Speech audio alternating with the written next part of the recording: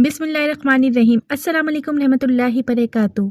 अल्लाह की रहमतें और बरकतें नाजिल हों हम सब पर। मोहतरम नाजरीन, इस वीडियो में आप जानेंगे रसूल अकरम सल्लल्लाहु अलैहि वसल्लम की पैदाइश के मुतालिक दिलचस्प मालूमात कि जब हुजूर अकरम सल्लल्लाहु अलैहि वसल्लम की पैदाइश का वक्त करीब आया तो हज़रत बीबी आमना रज़ियल्लाहु तआला अन्हा को कौन से मौजज़ात का सामना करना पड़ा। नाजरीन, वीडियो को स्किप किए बगैर एंड तक ज़रूर देखें क्योंकि ऐसी मालूमात का जानना हर मुसलमान पर लाजिम है। हज़रत बीबी आमना रज़ियल्लाहु तआला अन्हा फरमाती हैं कि मैं घर में अकेली थी और अब्दुल मुत्तलिब तवाफ करने गए हुए थे तो मैंने एक ज़बरदस्त धमाके की आवाज़ सुनी। इससे मैं डर गई। फिर मैंने यूं महसूस किया कि सफ़ेद परिंदों ने अपने बाजुओं से मेरे दिल को छुआ है तो दहशत और दर्द कामला जाता रहा। फिर मैंने गौर किया तो मुझे सफ़ेद रंग का शरबत पेश किया गया। मैंने उसे पिया और मैंने अपने अंदर ज़बरदस्त खुदाई तजल्ली महसूस की। फिर मैंने कई बुलंद बाला औरतें जो अब्द मनाफ की औरतों की तरह थीं देखी, जो मुझे घेरे हुए थीं, अपनी तकलीफ में थी और मैं इस तरह से हैरान थी और कह रही थी कि इन्हें मेरे बारे में किसने बताया है। वो कहने लगी कि मैं फला खातून आसिया ज़ौजा फ़िरऔन और मरियम दुख्तर इमरान हूँ और बाकी बहशत की हूरें हैं। मेरी हालत मज़ीद बिगड़ती गई। मैंने देखा कि एक चादर ज़मीन और आसमान के दरमियान तान दी गई है। मैंने एक शख्स को कहते हुए सुना, लोगों की निगाह आप पर ना पड़ने दो। फिर मैंने कुछ लोगों को ऊपर फिजा में खड़ा देखा जिनके हाथों में चांदी के लोटे थे। फिर मैंने परिंदों का एक गौल देखा जिन्होंने मेरे हुजरे को घेरा हुआ था। इनकी चोंचें जमट की तरह थीं और बाजू याकूत के थे। अल्लाह ने मेरी आंखों से पर्दा उठा दिया। चुनाचा मैंने मशरिक व मगरिब का मुशाहिदा किया और 3 झंडे गड़े हुए देखे, एक मशरिक में, एक मगरिब में और एक काबे की छत पर। इसी हालत में मुझे दर्द होने लगा और दर्द शिद्दत इख्तियार कर गया। मुझे ऐसा महसूस हुआ गोया कि मैं इन खवातीन के साथ टेक लगाकर बैठी हुई हूँ। मेरे इर्द गिर्द बहुत सी खवातीन जमा हो गईं। ऐसा लग रहा था कि जैसे ये सब मेरे घर की ही फर्द हों। यहाँ तक कि आप सल्लल्लाहु अलैहि वसल्लम की विलादत हुई और आप सल्लल्लाहु अलैहि वसल्लम ने अपनी उंगलियां आसमान की तरफ उठाई हुई थीं जैसे कोई अज्ज़ो नियाज से जारी करता है। फिर मैंने आसमान से सफ़ेद बादल आते देखा जिसने आप सल्लल्लाहु अलैहि वसल्लम को ढांप लिया और मेरी आंखों से छुपा लिया। फिर मैंने सुना एक मनादी करने वाला कह रहा था कि आप सल्लल्लाहु अलैहि वसल्लम को मशरिक व मगरिब में हर तरफ घुमाओ, समंदरों में ले जाओ ताकि आप सल्लल्लाहु अलैहि वसल्लम के नाम और साफ और शक्ल व शबाहत से सब वाकिफ हो जाएं। फिर सैयदा आमना रज़ियल्लाहु तआला अन्हा फरमाती हैं कि मुझे 3 शख्स नजर आए। इनके चेहरे आफताब से ज्यादा रोशन थे। एक के हाथी में चांदी का कूजा था जिसमें से कस्तूरी की खुशबू आ रही थी। दूसरे हाथ में जमट का एक तज था जिसके 4 पहलू थे। हर पहलू पे सफेद मोती जड़ा हुआ था। किसी कहने वाले ने कहा कि ये दुनिया है जिसकी हुदूद मशरिक व मगरिब और बहरोबर में फैली हुई है। ए हबीबे खुदा सल्लल्लाहु अलैहि वसल्लम, आप जो कुछ भी चाहें कबूल कर लें। फिर मुझे एक कहने वाले ने कहा कि आज से काबतुल्लाह को अज़मत मिली है क्योंकि हुजूर अल्लाह सल्लल्लाहु अलैहि वसल्लम की वजह से ये किबला उम्मत मोहम्मदिया बनेगा। मैंने बच्चे के हाथ में सब्ज रेशम का टुकड़ा देखा। ये रेशम नूर से भरपूर था। फिर जब हुजूर अल्लाह सल्लल्लाहु अलैहि वसल्लम ने आंखें खोली तो सामने एक ऐसी अंगुश्तरी रखी हुई थी कि देखने वाले की आंखें खीरा हो जाएं, जिसको इस कूजे के सफेद पानी से 7 बार धोया गया। रसूलुल्लाह सल्लल्लाहु अलैहि वसल्लम के दोनों कंधों के दरमियान मोहरे नबूवत रखी गई। इस पर रेशम का टुकड़ा और मुश्के अस्फर की 2 तारें बांध दी गई। आप रज़ियल्लाहु तआला अन्हा फरमाती हैं कि खजाने जन्नत हजरत रिजवान भी इसी हालत में हाजिर हुए और वो हुजूर सल्लल्लाहु अलैहि वसल्लम के कानों में तेज तेज बातें करते जाते थे। मुझे इनकी बातों की समझ नहीं आती थी कि वो क्या कह रहे हैं। फिर आप सल्लल्लाहु अलैहि वसल्लम की दोनों आंखों के दरमियान बोसा देकर कहने लगे, हुजूर अकरम सल्लल्लाहु अलैहि वसल्लम, आपको मुबारक हो। पैगंबरी का कोई ऐसा इल्म नहीं जो आप सल्लल्लाहु अलैहि वसल्लम को इनायत न किया गया हो। आप सल्लल्लाहु अलैहि वसल्लम इल्म में सब पैगंबरों से बरतर हैं। आप सल्लल्लाहु अलैहि वसल्लम शुजाअत में सबसे ज्यादा बहादुर हैं। आप सल्लल्लाहु अलैहि वसल्लम के हाथ में अल्लाह की फतह की कुंजियां हैं। हजरत आमना रज़ियल्लाहु तआला अन्हा फरमाती हैं कि एक और शख्स दाखिल हुआ تو اس نے پہلے سے بھی زیادہ باتیں کی۔ حضور اللہ صلی اللہ علیہ وآلہ وسلم کے منہ پر منہ رکھ دیا اور چومنے لگا، جس طرح کبوتر اپنے بچے کی چونچ پر چونچ رکھتا ہے۔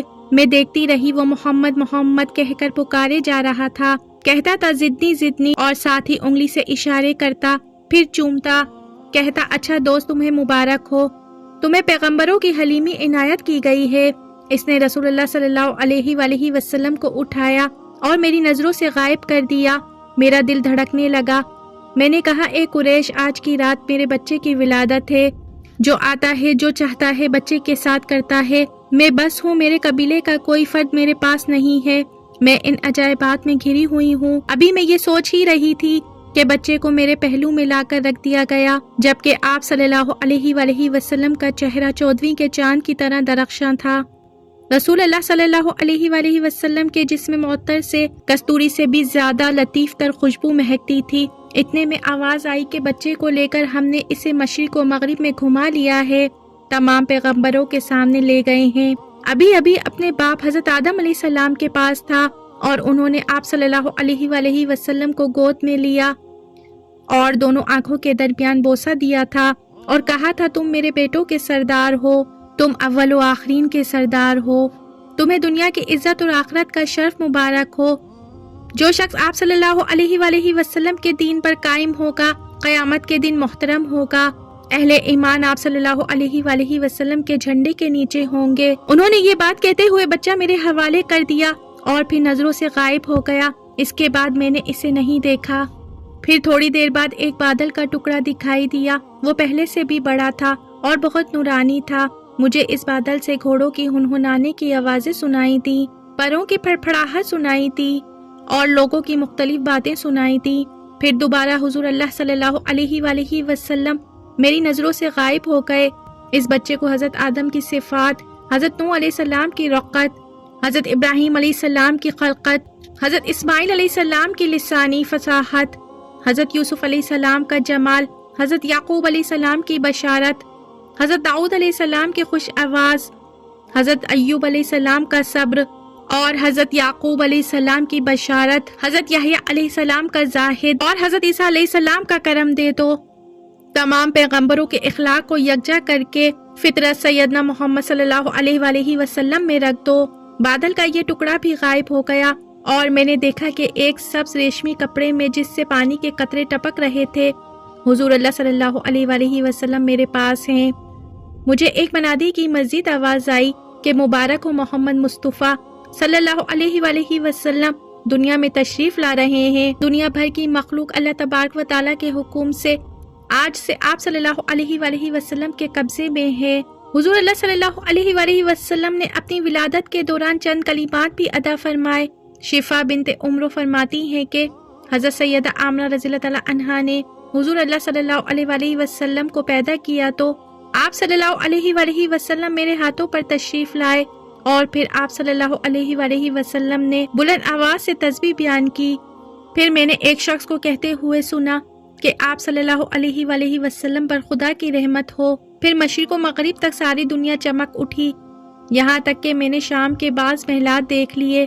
آپ صلی اللہ علیہ وآلہ وسلم جب پیدا ہوئے تو ان کی ختنیں ہوئی تھیں۔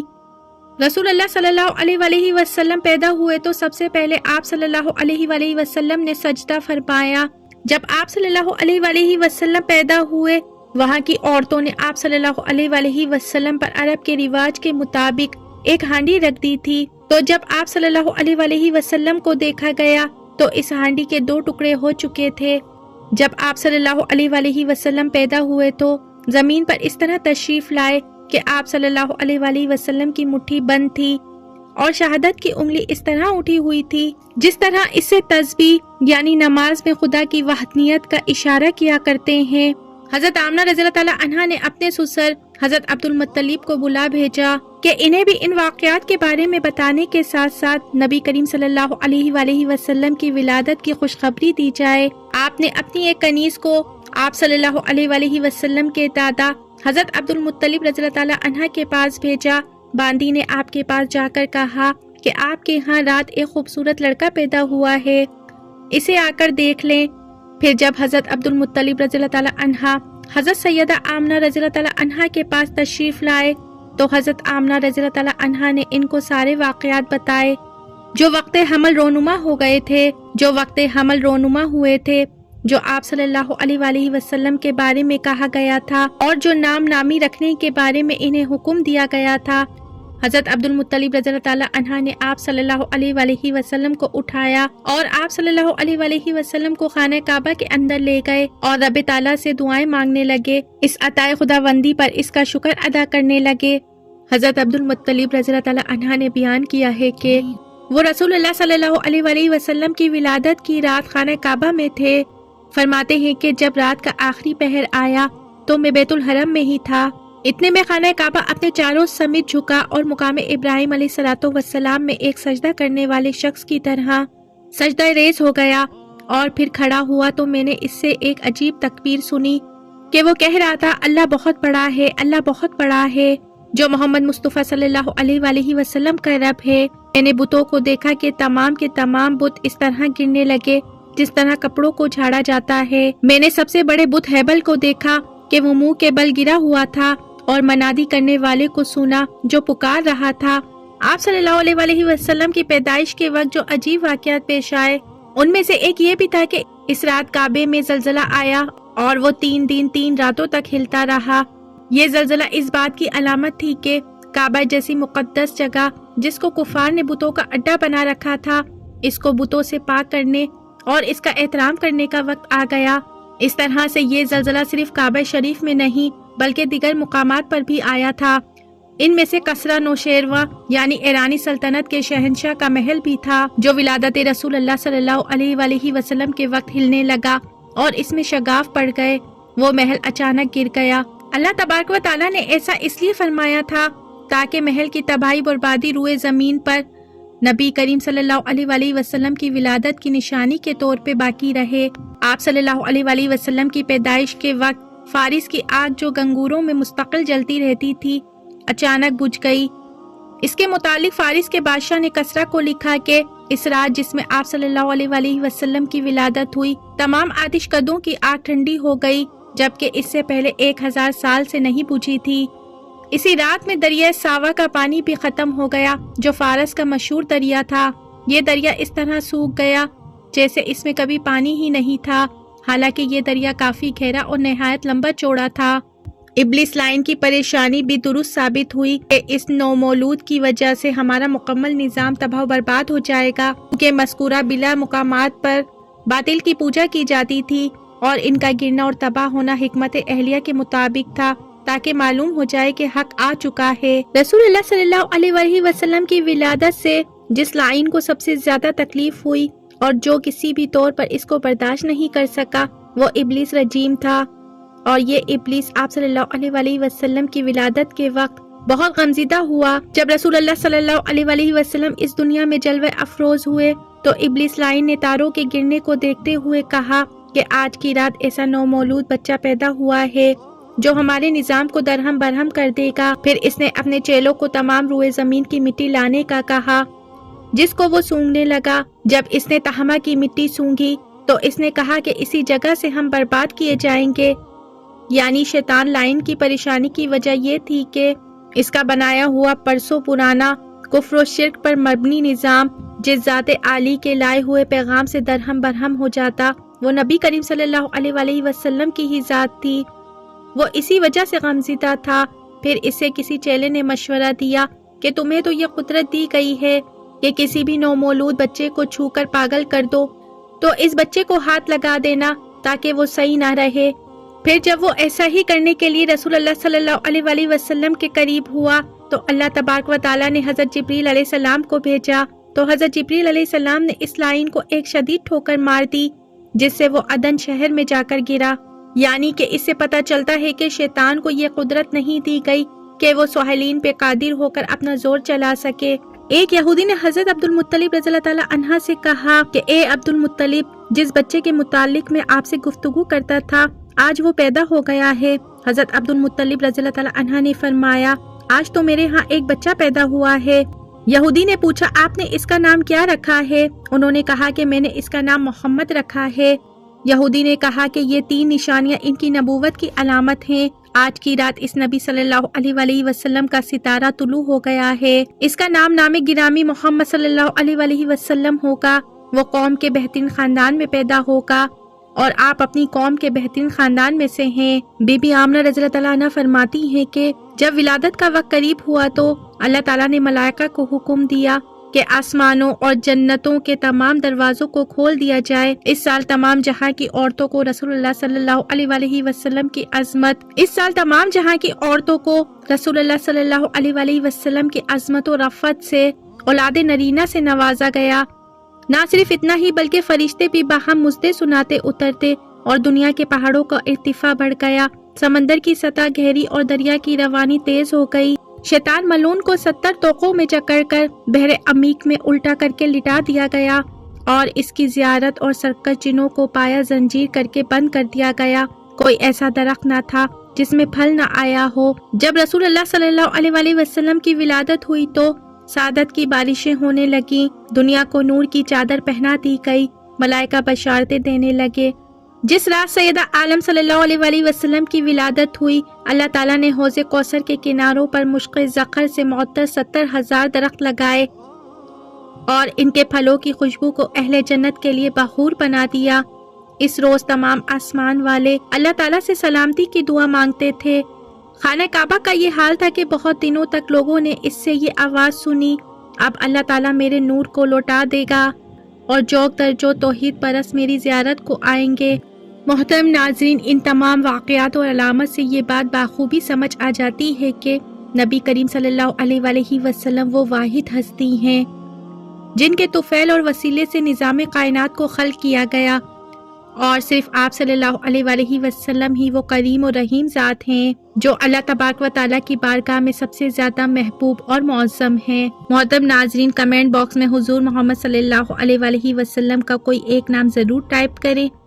ویڈیو اچھی لگی ہے تو ویڈیو کو لائک، شیئر، سبسکرائب کریں تاکہ میں آئندہ بھی آپ کے لیے ایسی معلوماتی ویڈیوز بناتی رہوں۔ خوش رہیے، اپنا بہت سا خیال رکھیے۔ زندگی رہی تو پھر ملیں گے معلوماتی ویڈیو کے ساتھ۔ اللہ حافظ۔